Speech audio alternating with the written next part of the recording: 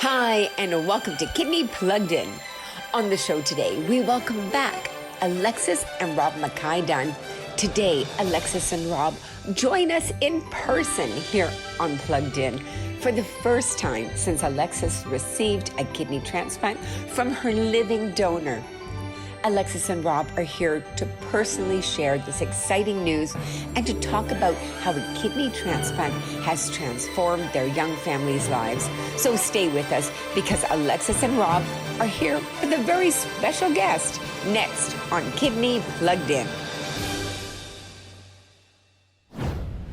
Joining us on Plugged In today are a dynamic couple that are no stranger to our regular Plugged In viewers. First introduced them in March on our Kidney Health Month show, and then again, the second part of their journey during Not Dull Week. They're back with us today. We're going to be talking about a great news story. But first, let me reintroduce them to you. Alexis and Rob Mackay-Dunn, welcome to Plugged In. Hello, thank you. It's so great to see you both. Okay, so the last time you were on the show, we aired the second part of your journey, and that was, like I said, during Not Dull Week. And National Organ and Tissue Donor Awareness Week is an opportunity to raise awareness about the need for organ donor registration across Canada and the importance of a living organ donation. And at that time, you had known, Alexis, that you were going to need a kidney transplant. And you're both dealing with all of that swirl. And the hope was that perhaps you might be able to receive a preemptive transplant, which would be a transplant before having to go on dialysis. Just around the time Not Dull was happening, you in fact, the two of you received the news that you would have to go on dialysis. Take us back to that. What was that like? Yeah, so we'd all really hoped that I wouldn't have to do dialysis, but we had discussed it with our healthcare provider that we would try and keep me off dialysis until it was absolutely medically necessary that I did it. Everyone wanted me to be home with my kids, with my newborn. But my GFR dropped to about 6, and it was time. And I think the fear of dialysis was probably greater than, the actual dialysis itself. So I did start dialysis mid-April, and it did actually make me feel a lot better. I got a lot of energy back. The days that I did do dialysis, I was pretty worn out, but then the next day I was like, okay, I got this. I'm gonna take care of the kids and, get on with stuff and be in the garden.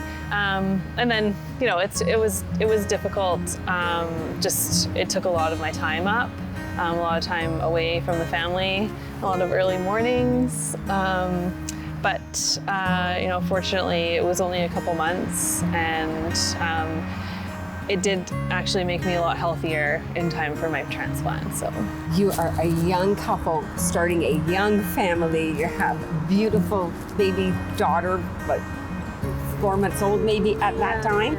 So quality of life is impacted by your family. Rob, what's going through your mind when you're hearing this news about your wife, the center of your world? It's obviously not where we wanted to end up with the gel that keeps our family together at dialysis from basically 7 a.m. till 1 p.m. 3 days a week. We had to call in all the recruits to help us on the home front to make sure that we were covered off from a childcare perspective, making sure that I was also keeping up appearances at work and making sure that I was getting the job done at work. But we had to find a rhythm to get through it. We knew it wasn't going to be forever, or we hoped it wouldn't be forever. And we just had to bear with it and get through it and be creative as much as possible to make sure that it was successful, not only for Alexis, but also for making sure that the kids got through it as well. I can only imagine when you heard you're going to go on dialysis, that first run that happened, I think it was at St. Paul's, yes. You were dialyzing. Can you describe that? Can you talk a little bit about that? That first dialysis run, I had certainly had a lot of anxiety associated with it. I didn't know really what to expect. The word dialysis has, I think, its own connotations that a lot of us don't really know what it is, or it doesn't sound like a fun thing to do.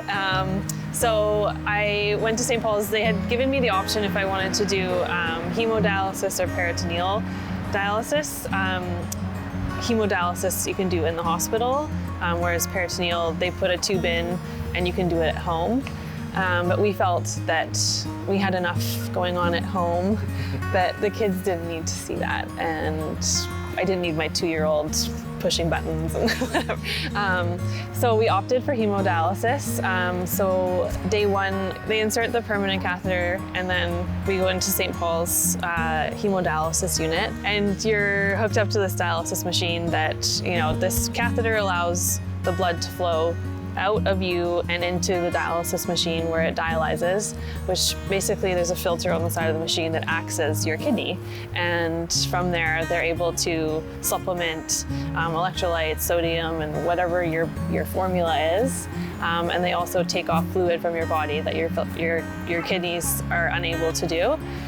So you always have a goal weight, and it takes 4 hours for that to all filter through. And Rob, you're really the caregiver of the family, helping out. What's going on? What's your thought process at this point with everything learning? Well, I think everyone is well past frustrated with my Google calendars and the family calendars and who's doing what, when, and where, because we were really pulling in resources from everywhere, whether it was Alexis's parents or my parents or family and friends. We were pulling in everybody we could to help cover off as many moving parts as we possibly could. So it was kind of a well-orchestrated chaos, and I think we got it mostly right. Wow, definitely. So, Alexis, how long were you on dialysis? I was on dialysis for about 2 months. Okay. This is also interesting and great information. I'd love to keep you around a little bit longer because we want to talk about your journey to find a living donor. And Rob, you were quite adamant about being the first person to be tested. Can you stay with us for a few minutes? Of course. Yeah. Great. Don't go away. We'll be right back. Can you imagine losing most of something without realizing it? Over time, kidney disease can destroy up to 80% of kidney function before you notice any symptoms. Talk to your family doctor to see if you're at risk and need to be screened. It could save your life. Rob, you had made the conscious decision that you wanted to be, I remember you saying, the first person to be tested for a living donor. Can you go back and tell us a little bit about that and that process that you went through? Absolutely. So we kind of developed our own Get Out Our Kidney campaign to really try and elicit as much support and interest in potentially donating to Alexis and our family as much as possible. So we were told early on that over 80% of potential donors actually get screened out over time because of different health issues or incompatibility with Alexis. So we needed to get out there and get as many people interested in the process as possible. And as we spoke about last time, it was really important to me to be the first one out of the gate to initiate that process. So what is that process like? How long does it take? Tell our viewers a little bit about that. In our experience, it was kind of a hurry up and wait process of about 5 or 6 months. I was, doing as much as I could to kind of bird dog that process and get a sense of how quickly we could run through it. I've got the most to gain by obviously being successful. So, through the different phases of testing, some more involved than others, it takes about 5 months, heavily controlled and monitored through the kidney donor clinic at St. Paul's. And fortunately, I became Allie's first match in mid-May. And so that was kind of the moment where we got a little bit of relief for our family. Wow. And unbeknownst, or perhaps beknownst to you, but not everybody we would know, there were other people that had stepped up and started to be testing to be seen they could be a donor match for you. Yeah, it was incredible. The response that we got, the people that we touched, not only friends and family. I have people that I went to university with that are back east. I had people, other moms that heard my story and just wanted to help me. The people that I've never even met.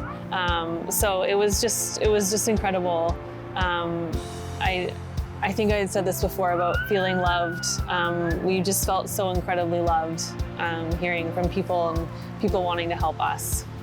In the end, there was somebody who was a donor match and who became your living donor. Can you talk about, I think you referred to her as your angel. My angel, yeah. So Rob's cousin, Sandra, who actually lives in Calgary, she had decided very early on that she was going to go through this process. And actually speaking to her brother and sister this day, said, you know, she was determined from day one that she was going to be the one. And they were, you know, always telling her, like, you know, you've got a lot of testing to do, like, you know, this doesn't always work out. And she was like, nope, it's gonna be me. So she was always keeping Rob apprised of, you know, where she was and, you know, how she was doing. And she found out sort of mid-May. I was actually coming off my dialysis machine. She FaceTimed me and she was like, I'm it, I'm your donor. And like, we're both just in tears. I was sitting in, you know, in dialysis, like, you know, not knowing when that was going to end, and it was just such a special moment. I think Rob had already known. She told Rob first, I think. Yeah, to give us that great news and just the wash of relief and, you know, knowing that the end was in sight for us was incredible. And for Rob, it's your cousin Sandra in Calgary who's going to donate a kidney to your wife. Like, this gotta have changed rocked your world. It's just simply incredible. You know, my selfless, caring cousin in Calgary, Sandra, stepped forward really early and invested in the process. She drove the process as you kind of need to keep it moving along in some cases, especially during COVID when you're juggling a whole bunch of protocols with all the testing that needs to get done. It was this really neat kinship because Sandra from Calgary and I would be texting almost daily about where we were in the process. And we knew that Sandra was part of kind of the first phase of interested people from early on in the search. And we really had a lot riding on that.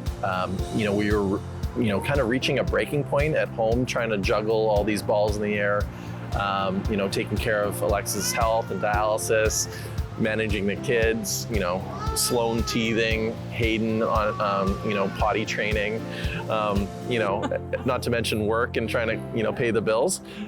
So we, you know, we tried to manage expectations as best we could, but, you know, it all just kind of released when we got that news that Sandra was the match. Don't go anywhere, because joining us next is a featured guest on the show. You'll be meeting baby Sloan in just a minute. Stay with us. Let's see, so kidney is these are my grandpa's kidney stones. They're very precious. Kidney is a bone in your back that helps you turn.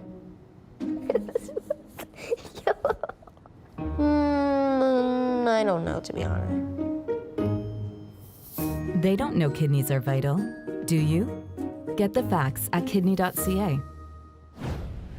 Sloan, welcome to Plugged In. You were giving us a lot of direction from the side, which we really appreciate. And thank you so much for bringing your mom and dad on the show today. Instant fame, there you go.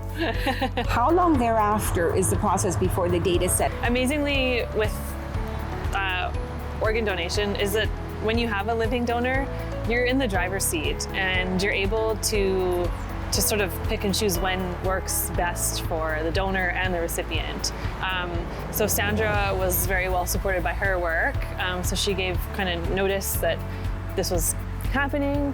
She wrapped up her work, and then because of COVID, we both had to quarantine for 2 weeks before surgery in the hospital. So I think it was about a month, just under a month, that we booked our surgery date from when we found out. Okay, here's what I find astounding. So between those dates, June 6th comes along, and that's the date of the annual kidney walk, and it's held virtually. And so you've got all of this going on, but never wants to be idle. Yeah. We were looking for distractions. The family jumps in and joins the virtual kidney walk, not just walking in your neighborhood, but the fundraising component as well. And I don't know if it was pure magic or what happened, but you raised over, drum roll, $13,000 on the Kidney Walk campaign. So what possessed you to take part in that? You were feeling well. The photos, you look fantastic. Oh, thank you. Yeah, well, I had originally from our media outreach, a woman who lives in the interior, Nick, she reached out to me and was like kind of a bit of a support person for me going through this whole process. And she had said that she had a team and would love me to be part of it. And I was like, okay, great, I could do that. We were blown away by the response from people. And, you know, we sort of had every night we're like, oh, okay, what happened today? And we're like, oh my gosh, these people are so generous. So we feel like it was the least we could do. We've been so fortunate with the support from the Kidney Foundation to get Sandra here, support people here, and get through the process that, you know, the least we could do was give back. So Alexis, you just touched on something that's really important, and I know is very near and dear to both of you. You've become very strong advocates for organ donation. In the beginning, it started looking for a living donor for yourself, but it has really spread since then. I know it's a big part of what you guys are doing, sharing your story. It's not always easy to do, a lot of requests. Where do you go from here with this? What are you looking at? What's your goal to do? If there's anything that we can do to help educate others about the value of potentially being a donor and saving somebody's life, being somebody's angel, we'll absolutely be there because we've seen how it touched our lives. We saw how the community rallied around us, you know, whether it's Facebook messages or Twitter messages from people that we've never met before, willing to go through the donor process and put their names forward and their lives forward to try and touch our lives. It was so touching, and not everybody's in the same situation like us where they're able to put themselves out there. So if there's anything we can do to help just a little bit with others out there that are struggling, we'll be there for them. Stay with us because we'll be back with more of our interview with Alexis and Rob in just a moment. Don't go anywhere. It's easy to be a community hero for the Kidney Foundation with Return Express. Just bring your unsorted beverage containers in a sealed clear plastic bag to your local Return It Express depot or kiosk. Print your tags with account number kidney cans, stick them on the bags, and leave them in the designated area. Return It Express will sort, count, and refund your deposit to the Kidney Foundation BC and Yukon account. It's that easy. Find out more at kidney.ca/kidneycans. Having you on the show today, really looking like the poster couple for organ donation and surviving, you know, this emotional roller coaster that you've been on. So that leads me to ask, how are things now? Post-transplant, how are you both doing? Yeah, so we check in daily. We're both about just over 5 weeks. I physically am doing much better. I feel like every day, maybe I move a little bit more. Some days I move too much, and then the next day I, have to take it easy.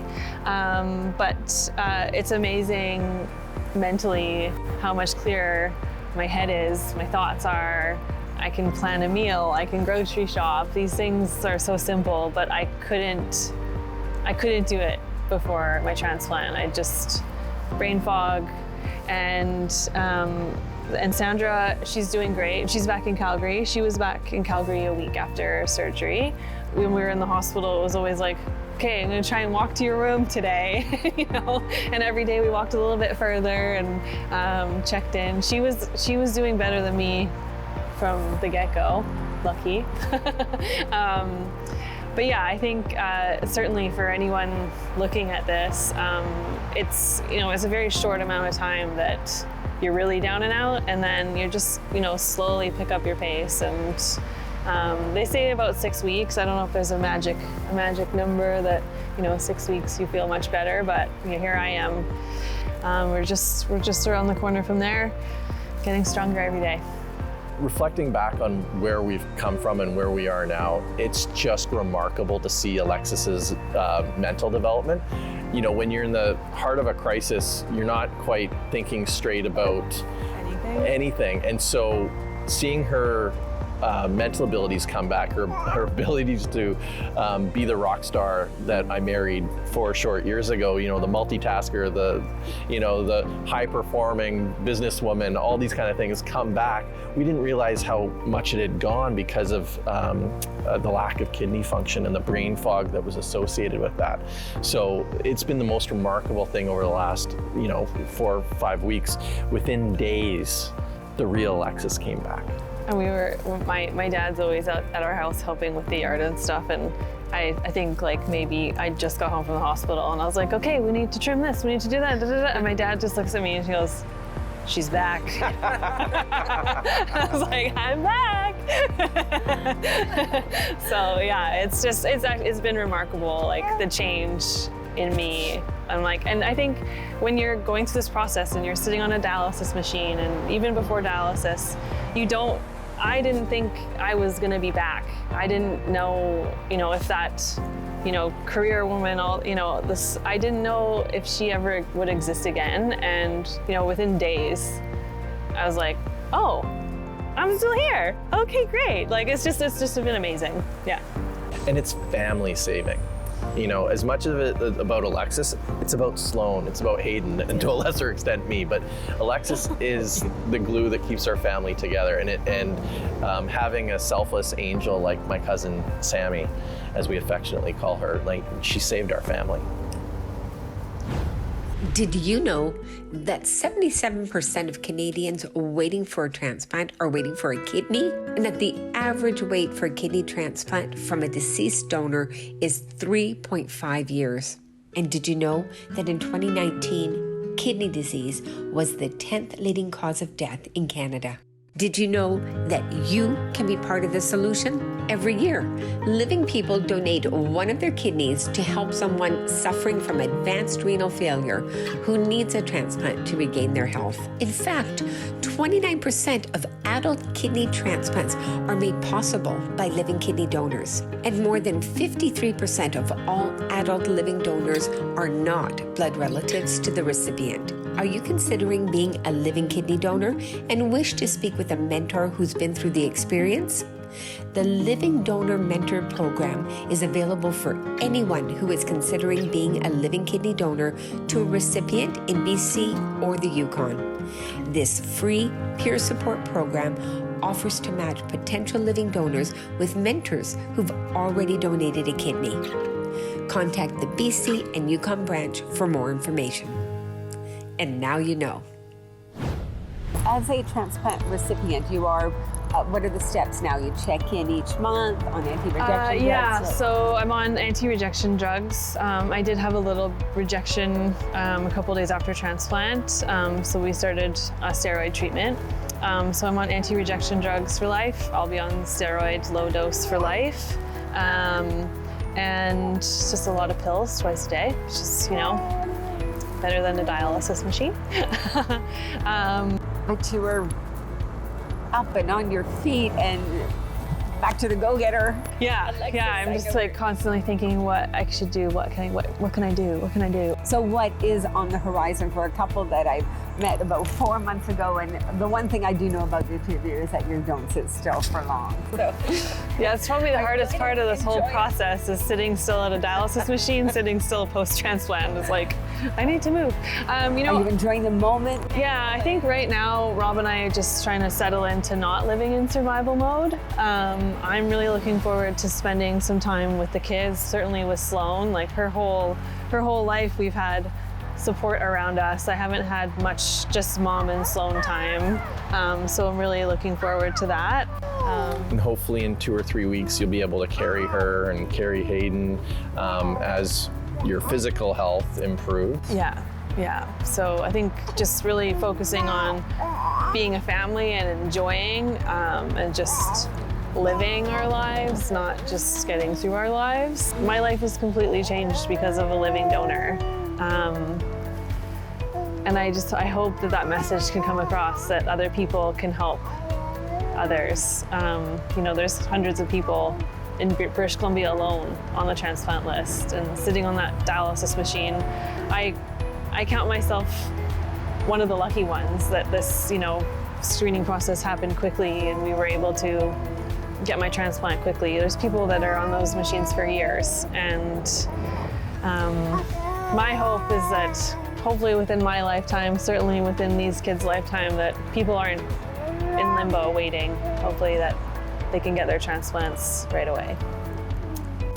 It's not always easy for everybody to share their journey the way that the two of you have put yourselves out there, but there's such a benefit to it.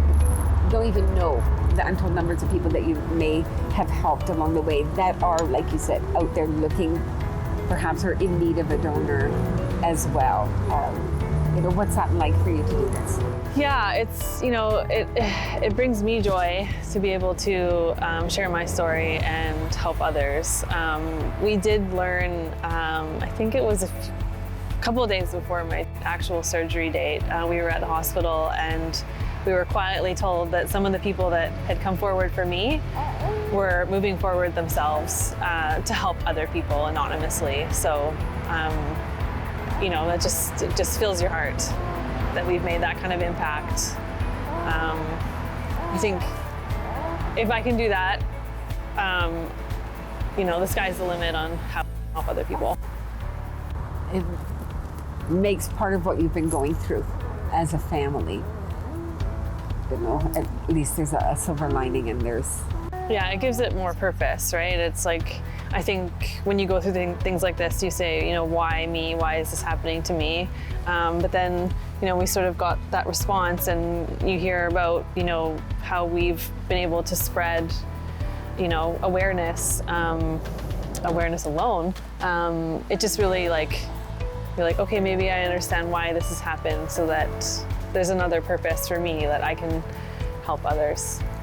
What's remarkable for me as I'm sitting here with my healthy baby girl and my healthy wife is just 8 months ago, the very difficult decision was made that Sloan was going to be born 8 weeks early to protect Alexis's health as much as possible and to protect her kidney health heading towards a likely transplant.